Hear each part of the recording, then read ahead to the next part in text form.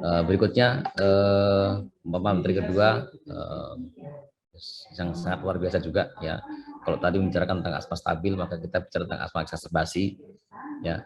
Biasanya pasien itu datang itu merasa asma kalau sedang eksaserbasi gitu ya. Kalau stabil itu tidak dibilang asma ya. Nah, langsung saja ya, kita panggil pembicara kedua, Dr. Susanti Jayaksana, spesialis konsultan FISR ya.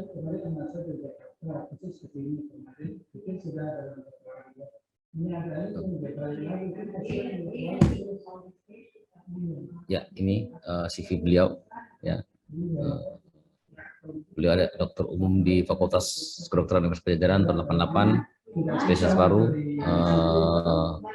Fakultas Kedokteran Universitas Brawijaya tahun 2005, konsultan asma PPOK, memang pakarnya beliau asma PPOK ya, dan beliau sangat aktif ya dalam apa namanya, memberikan ilmu terkait asma dan PPOK di Indonesia ya.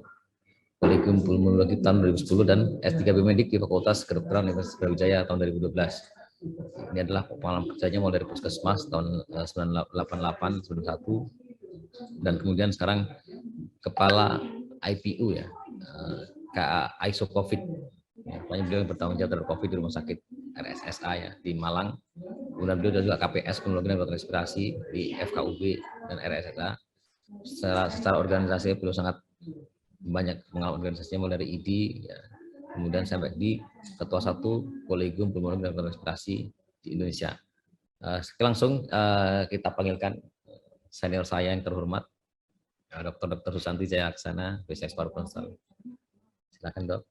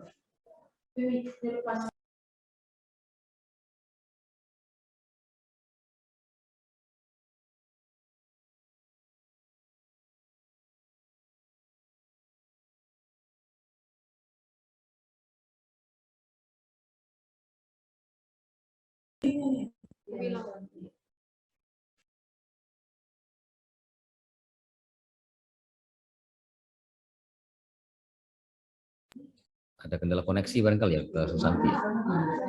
Dr. Susanti sempat keluar sebentar.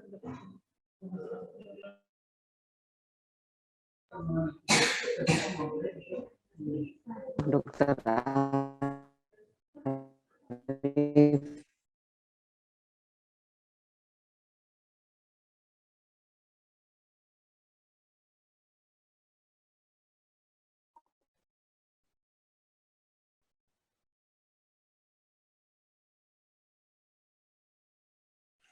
Dokter Arif. Silakan, Dok. Ya, Dok. Assalamualaikum, Dokter Arif. Waalaikumsalam warahmatullahi wabarakatuh, ya, Dok. Ya, Dok. Ini error, mati lampu. Oh. Luar biasa. Oke, kita mulai ya. Monggo, Dok, monggo, Dok. Ya. Saya izin share screen. Bismillahirrahmanirrahim.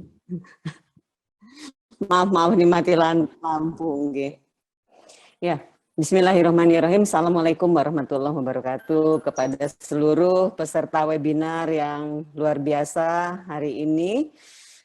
Bergabung di Medical Studium Generale 2022. Hari ini berkolaborasi dengan Perhimpunan Dokter Paru Indonesia, luar biasa. Nah, hari ini saya juga akan menyampaikan topik saya adalah tentang penata laksana asma eksen. Agendanya adalah mengenai definisi patofisiologi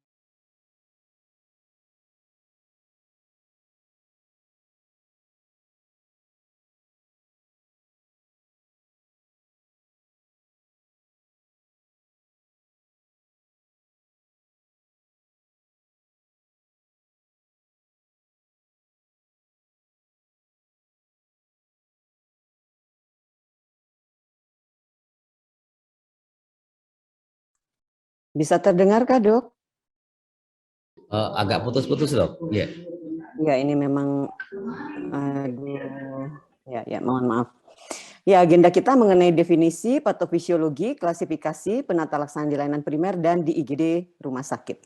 Ya, definisi saya kira saya tidak akan mengulang, tadi sudah disampaikan dengan jelas oleh Dr. Andika, maka saya akan masuk ke definisi asma eksaserbasi. Definisi asma eksaserbasi adalah suatu episode yang ditandai dengan peningkatan gejala sesak napas, batuk, mengi atau tidak nyaman di dada, dan penurunan fungsi paru yang sifatnya progresif. Nah, eksaserbasi dapat terjadi pada pasien yang sebetulnya sebelumnya sudah ada diagnosis asma atau malah kadang-kadang sebagai gejala pertama asma. Ya, ini juga tadi sudah disampaikan oleh Dr. Andika ya, bahwa yang tampak justru adalah gejalanya saja, tetapi sebetulnya penyebabnya ada di bawah yang tidak tampak, faktor-faktor inflamasinya. Nah, kita masuk kepada prevalensi. Ini saya ambil dari American Journal Respiratory Critical Care mengenai mortalitas pada asma eksaserbasi yang dirawat merupakan asma. Sedangkan untuk morbiditas dan mortalitas ini terutama terkait dengan keparahan eksaserbasi yang tidak ditanggapi serius. Jadi pasien merasa tidak eksaserbasi yang serius, lalu keterlambatan merujuk ke rumah sakit, serta perawatan darurat yang tidak memadai. Jadi 3 hal ini penting untuk kita para dokter untuk menilai betul-betul kepada pasien, dan pasien pun harus betul-betul diinformasikan melalui asma action plan ya, atau buku harian asma pasien. Nah, itu yang akan kita sampaikan. Nah, pada pandemi seperti sekarang ini, pandemi COVID, kebutuhan rawat inap ini selanjutnya dapat meningkatkan pajanan pasien terhadap perawatan di rumah sakit ya. Jadi seringkali juga meningkatkan risiko infeksi COVID-19 pada pasien-pasien asma pada saat eksaserbasi. Untuk patofisiologi pada eksaserbasi asma tadi juga sudah disampaikan sebetulnya oleh Dr. Andika. Saya ingin mengulas sedikit saja, kembali lagi bahwa kalau pada pasien-pasien yang normal, tentu saja saluran napas kita sangat bagus ya, intak, dan juga lumennya sangat besar ya, mudah untuk keluar masuknya udara. Jadi pertukaran oksigen dan karbon ini juga melewati saluran napas yang sangat baik ya. Nah, tetapi kalau pada pasien-pasien dengan asma, kita tahu terutama pada saat eksaserbasi, kita akan lihat lumennya sangat menyempit ya, dan juga terjadi ini ya, kelenjar-kelenjar submukosanya juga menghasilkan sekret yang cukup banyak dan kental, sulit sekali dikeluarkan, dan juga otot polosnya mengalami hiperplasi dan hipertrofi. Selain itu, kita juga di sini melihat bahwa ada penambahan dari blood vessels dan juga bisa terjadi subepithelial fibrosis. Ini yang tadi disampaikan oleh Dr. Andika bahwa akan bisa terjadi airway remodeling. Tidak mampu untuk mengembalikan. Nah, ini salah satu pencetusnya adalah alergen ya. Alergen ini bisa masuk ke dalam saluran napas yang akan ditangkap oleh APC nih, antigen presenting cell, yaitu dendritic cell atau ditangkap oleh mast cell, maka semua akan mengubah struktur sel inflamasi melalui sel TH2 ini akan berperan di sini adalah eosinofil, ya, neutrofil, dan juga tentu saja struktur sel lainnya yaitu epithelial cell. Di sini juga ada kelenjar mukus yang akan menghasilkan mukusnya. Saluran untuk vaskuler juga akan terjadi vasodilatasi. Ini akan membuat juga mukus juga sangat banyak, akan sulit untuk dikeluarkan. Lain itu juga akan mempengaruhi saraf-saraf sensorik, dan tentu saja tidak kita lupakan ada juga saraf-saraf dari kolinergik ini ya, yang akan mengakibatkan bukan hanya untuk di beta 2 agonis, tetapi kolinergik refleks pun juga akan terpengaruh. Jadi untuk asma ini banyak sekali orkestra dari mulai sel, struktur, mediator, sitokin, interleukin, dan juga saraf yang akan berkontribusi terhadap serangan asma ya.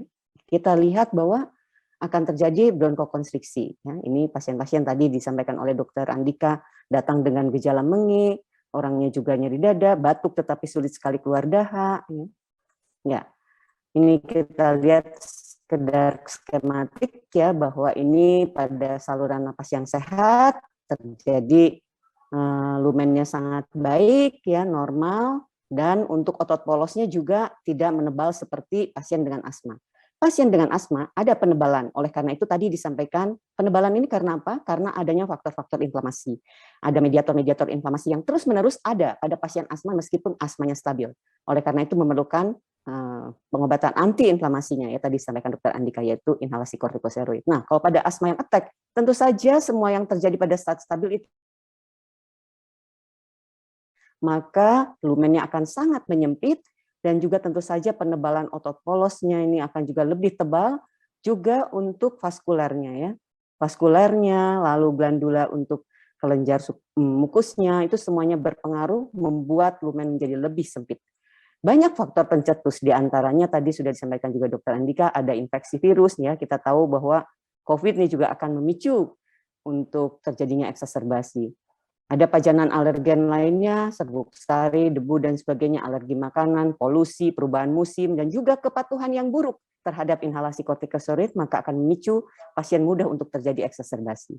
Nah, tadi sudah disampaikan bahwa penelitian sudah menyampaikan bahwa harus hati-hati dengan eksaserbasi. Seringkali pasien maupun dokter kurang waspada untuk keparahannya sebetulnya sampai di mana. Oleh karena itu alangkah baiknya kita mengenal kalau misalnya pasien asma eksaserbasi seperti apa sih derajat keparahannya. Di sini kita bagi dengan derajat keparahan ringan, sedang, berat, dan mengancam jiwa.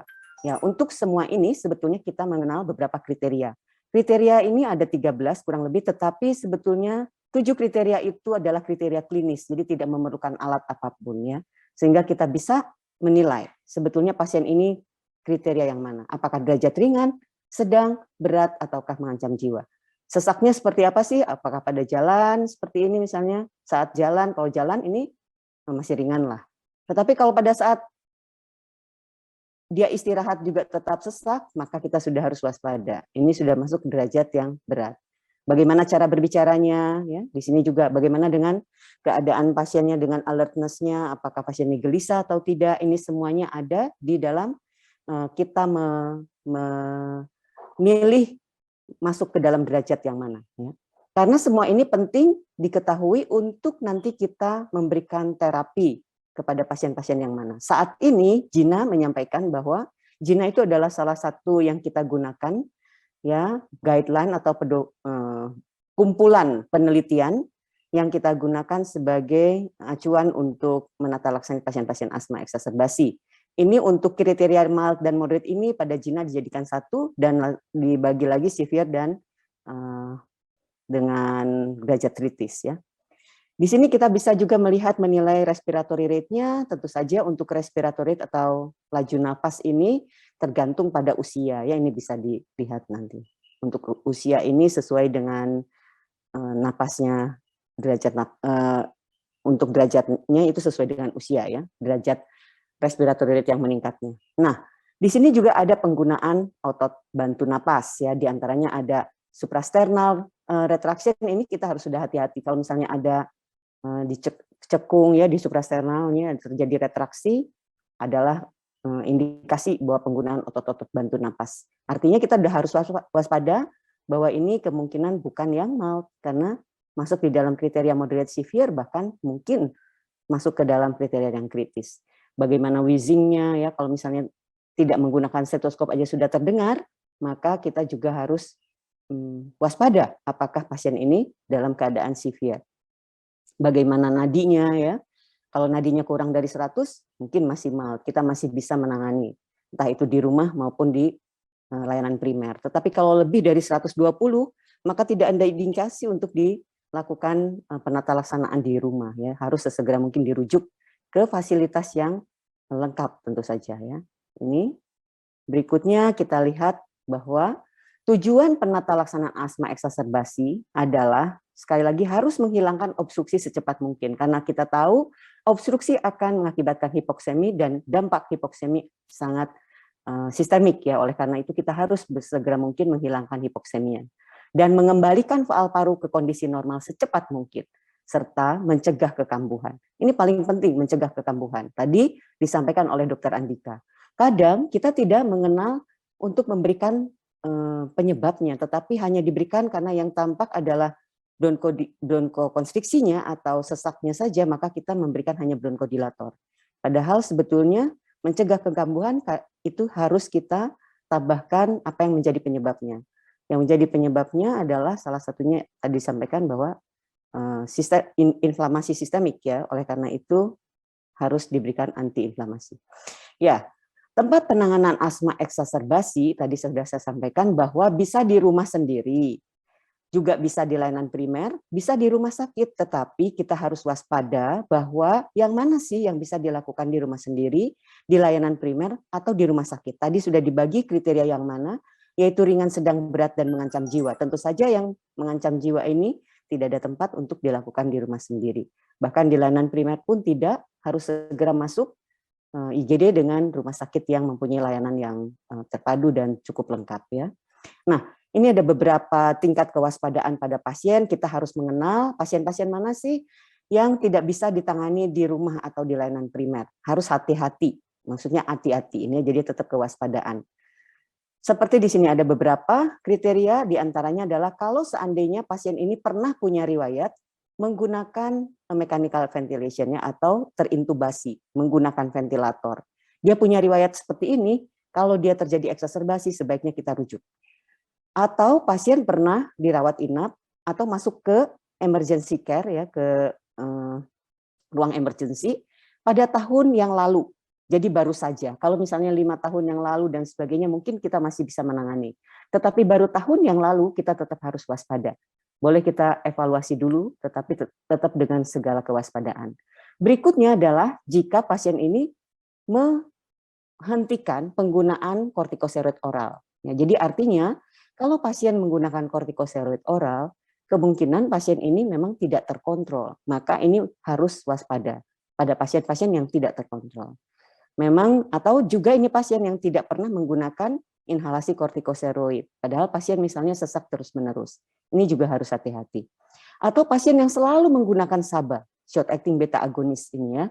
Jadi selalu hanya menggunakan bronkodilator. Padahal kita tahu efek samping dari bronkodilator yang overdosis maka akan berakibat bukan hanya kepada yang terutama adalah kepada ke jantung ya. Jadi ini benar-benar harus hati-hati. Jadi memerlukan untuk tindakan segera kirim ya, rujuk.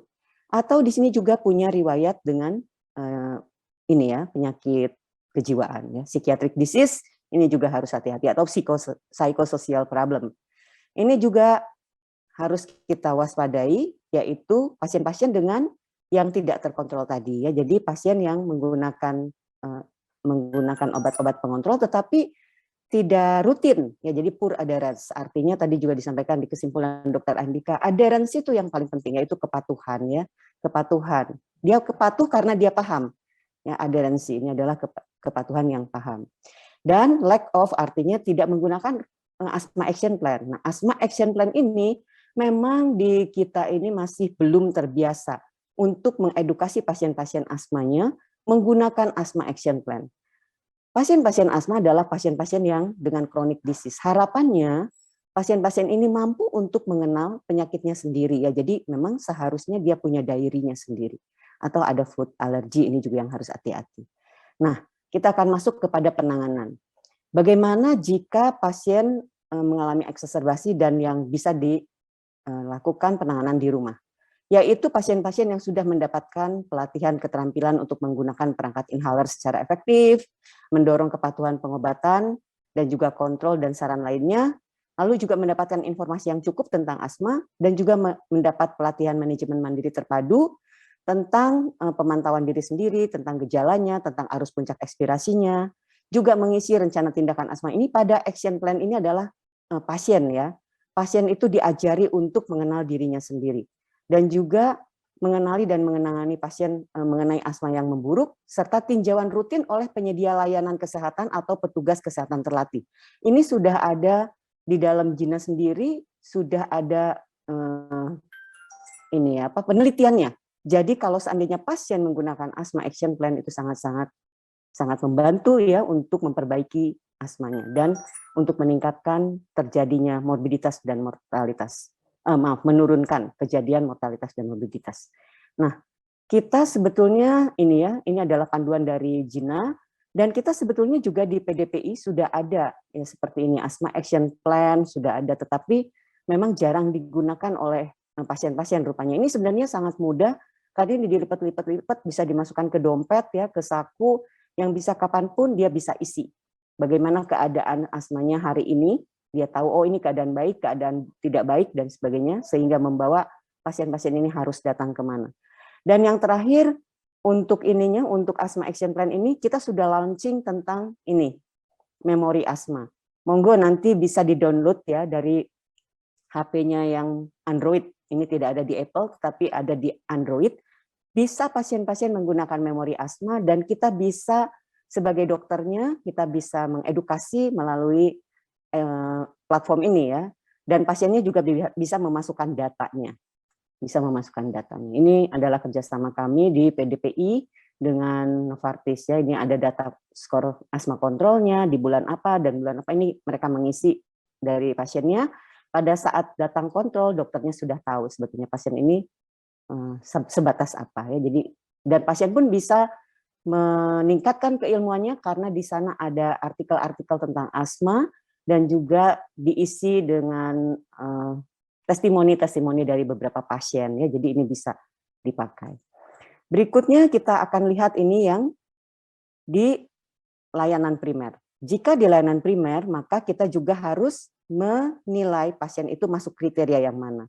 Harus dipastikan masuk ke kriteria mild moderate atau severe. Seperti yang tadi saya sampaikan bahwa Gina saat ini tidak membagi persis antara mild dan moderate, tetapi jadikan satu. Ya, dengan data-data tadi sebagai berikut, misalnya dia masih bisa berbicara dalam bentuk kalimat, tetapi kalau seandainya dalam bentuk kata-kata saja ada di dalam severe ini ya, atau misalnya pasiennya itu sudah tidak bisa jalan-jalan karena pasien sesak, ini sudah masuk kriteria severe. Di sini ada mengenai talks ya, dan juga mengenai agitated atau enggak, respiratory rate-nya berapa, semua detail di sini ya, menyampaikan bahwa mana yang termasuk severe atau termasuk yang mild moderate. Kalau masuk life threatening tadi seperti yang di dalam klasifikasinya, maka tidak ada tempat dilakukan di layanan primer.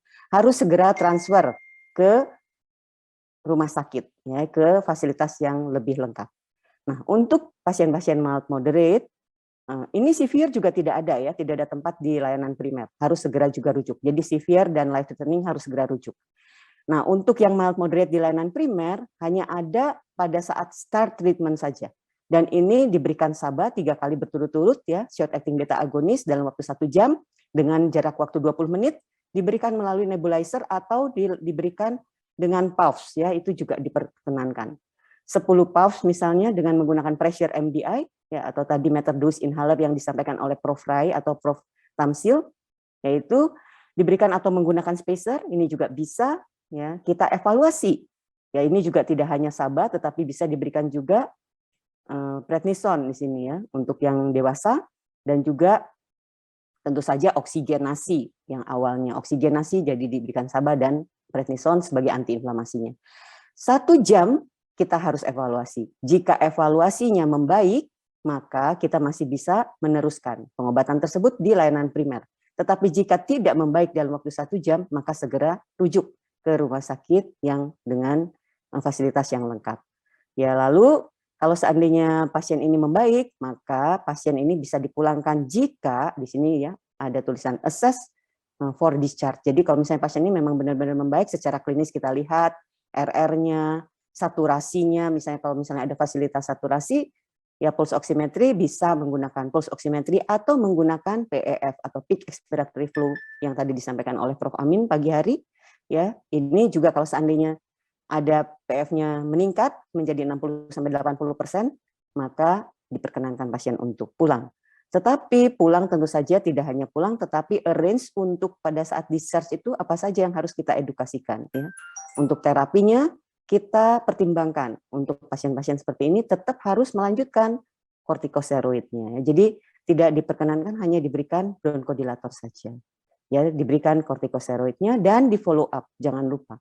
Pasien tetap diberikan edukasi untuk kembali kontrol ya, ke fasilitas pelayanan. Ini seperti ini ya, sama sebetulnya. Tadi sudah saya sampaikan, kembali lagi bagaimana membedakan mild, moderate, severe, dan life threatening. Ini hampir sama. Ini supaya bisa lebih besar lagi aja. Nah ini ya, jadi kapan dia harus kontrol? Dia relievernya kapan? Ya, pada saat follow up kita memberikan informasi kapan kita akan menurunkan bronchodilator atau pelega sesuai dengan kebutuhan saja. Tetapi kontrolernya tentu saja kita akan menyarankan untuk terus digunakan sampai dengan 3 bulan ya. Tadi sudah disampaikan oleh Dr. Andika bahwa nanti setelah 3 bulan kita baru akan stepping down ya. Kalau seandainya itu tetap membaik, tetapi kalau misalnya 1 sampai 2 minggu ternyata tidak ada perbaikan, maka kita juga bisa stepping up ya. Ingat, di antara tadi yang disampaikan Dr. Andika adalah risk factors, harus hati-hati. Ya, saya kira ini yang dirawat inap, dirawat IGD rumah sakit, ya ini juga harus hati-hati. Kita lihat pasien-pasien berdasarkan ABC tentu saja ya. Kalau dari maaf, ini yang masih primary care.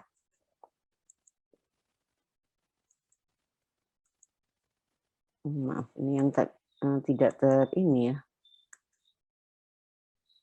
Nah, kalau misalnya di IGD, maaf ini tidak termunculkan. Kalau di IGD di rumah sakit misalnya di IGD rumah sakit itu juga sama, diberikan mild, moderate, dipisahkan juga mild, moderate, severe dan life threatening. Tetapi kalau di rumah sakit tentu saja kita bisa memberikan pengobatan di IGD rumah sakit, kita bisa memberikan obat-obat tambahan. Selain tadi start treatment dengan menggunakan short acting beta agonis, prednisolon, dan tentu saja oksigen, kita bisa menambahkan obat-obat lainnya, yaitu kombinasi menambahkan ipratropium bromida atau antikolinergik yang kerja cepat. Yaitu bisa diberikan sebagai tambahan, terutama pada yang severe atau yang berat ini. Dan ada tempat juga jika kesemuanya itu di dalam 1 jam tidak ada perbaikan, maka kita juga ada tempat untuk yang severe ini ditambahkan magnesium sulfat. Ya. Jadi magnesium sulfat ada tempat untuk pasien-pasien yang severe. Dan ini akan dievaluasi selama 1 jam kembali. Setelah 1 jam maka kita ada tempat untuk memberikan kembali 1 kali sama seperti yang di awal. Setelah itu kita akan evaluasi ulang. Apabila tidak ada perbaikan maka masuk ke ICU. Kalau misalnya ada perbaikan kita akan masuk ke rawat inap ininya ya, ke rawat inap dan tidak dipulangkan untuk yang severe, kecuali yang mild moderate sama dengan tadi di primary care bisa dipulangkan jika tadi sesuai dengan apa yang kita temukan, yaitu klinisnya membaik, untuk saturasinya juga membaik dan juga untuk peak expiratory flow rate-nya meningkat, yaitu sebanyak 40 sampai dengan 60%, yaitu bisa dipulangkan. Ini ya 60 sampai 80%. Ini bisa dipulangkan. Sekali lagi follow up-nya sama seperti tadi kalau pasien-pasien dipulangkan. Tetapi kalau dirawat inap, tentu saja kita akan melakukan pengobatan hampir kurang lebih 5 sampai 7 hari dirawat inap, setelah itu bisa dipulangkan atau sesuai dengan kecepatan dari perbaikan pasien-pasien tersebut. Biasanya dalam 3 hari juga bisa membaik jika tidak ada komorbid ya. Kalau ada komorbid memang bisa lebih lama. Saya kira itu yang bisa diberikan nih sebagai kesimpulan. Asma eksaserbasi merupakan kegawat daruratan yang harus dapat didiagnosis dan ditangani secara cepat. Perburukan inflamasi merupakan dasar penyebab eksaserbasi asma. Artinya inflamasi yang ada sebetulnya setiap pada pasien-pasien dengan stabil pun itu mengalami perburukan, itu pada eksaserbasi. Dan early treatment atau secepat mungkin pengobatan atau penata laksanaan pada pasien eksaserbasi adalah strategi yang terbaik. Dan semua pasien asma harus diberikan pendidikan manajemen diri, termasuk pemantauan gejala atau fungsi paru, rencana tindakan asma tertulis, dan tinjauan rutin oleh profesional kesehatan. Jadi artinya kembali lagi pada pasien-pasien asma, apalagi di masa pandemi seperti ini, mereka takut untuk berobat, maka mereka harus diajarkan untuk bisa merawat dirinya sendiri dengan menggunakan rencana tindakan asma tertulis atau disebut dengan asma action plan. Dan tentu saja bisa rutin berdiskusi dengan profesional kesehatan. Saat ini diwadahi ya, ada banyak telemedicine, rumah sakit mengadakan ya pelayanan telemedicine. Ya, sebentar lagi kita akan merayakan ya ini atau memperingati Hari Asma Sedunia pada tanggal 3 Mei 2022 dengan beberapa closing gaps ini. Harapannya bisa gaps-gaps ini diselesaikan, tidak ada gaps lagi. Gaps apa saja sih sebenarnya pada pada World Asthma Day 2022 ini? Sebetulnya ada 10 gap, tetapi saya akan menyampaikan ada 4 gap yang paling penting untuk kita, yaitu gap komunikasi dan care across the primary and secondary tertiary care interface. Jadi artinya beberapa komunikasi ini terjadi ya antara layanan primer, layanan sekunder, dan tentu saja layanan tersier. Ini inginnya pada tahun ini nih sambil memperingati Hari Asma Sedunia itu harapannya diminimalkan, bahkan direduksi betul-betul tidak ada lagi gaps ya komunikasi. Berikutnya juga in communication and education provide for people with asthma. Artinya pasien-pasien asma itu benar-benar teredukasi, ya benar-benar juga bisa meningkatkan kualitas hidupnya, dan juga pasien-pasien asma itu mampu untuk merawat dirinya sendiri. Berikutnya juga in asthma knowledge and asthma awareness between healthcare providers. Ini juga sama ya, jadi pengetahuannya harapannya tidak ada gaps lagi antara sejawat di primer, di sekunder maupun di tersier. Sesuai tentu saja dengan kompetensinya ya. Lalu in prioritizations between asthma and other long term condition. Artinya ini juga bisa kita meminimalkan gaps itu di antara pasien-pasien asma dengan pasien-pasien yang lainnya yang juga memerlukan kondisi yang panjang ya, yang long term, yang mungkin komorbid dan sebagainya yang sama seperti asma memerlukan tindakan-tindakan yang atau pelayanan-pelayanan yang dalam jangka waktu yang panjang, dalam jangka waktu yang lama. Ya, saya kira itu. Terima kasih. Ini diburu-buru karena waktunya memang kita sudah mendekati Jumatan. Terima kasih sekali lagi saya sampaikan kepada semua peserta webinar. Saya kembalikan pada Dr. Arif. Saya akhiri. Wassalamualaikum warahmatullahi wabarakatuh.